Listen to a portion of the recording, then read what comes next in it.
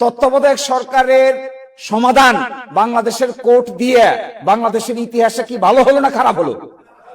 তত্ত্বাবধায়ক সরকার প্রবর্তন করেছিলাম আমরা রাজনৈতিকভাবে, এটাকে ওনারা নিয়ে গেছেন কোর্টে, কোর্ট গিয়ে বলছেন অসাংবিধানিক।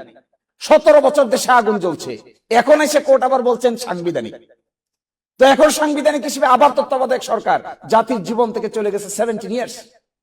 This approach is a bad approach, chaotic approach, destructive approach, unconstitutional approach, unpolitical approach, unstable approach. একটা responsible political party must take responsible approach.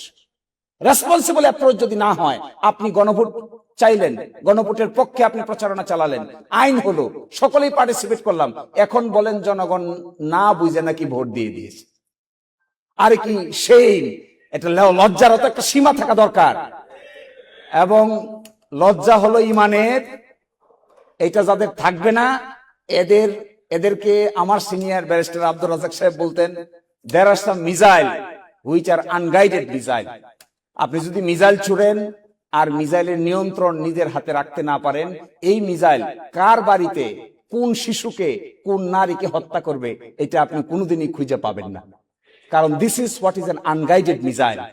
আর উপর দিকে যেভাবে থুতু দিচ্ছেন, আমি কোয়াইট শিওর এই থুতু আপনাদের নিজের গায়েই কয়দিন পরে ঘুরে এসে পড়বে। তো অপেক্ষা করেন থুতু নিজের গায়ে আসা পর্যন্ত।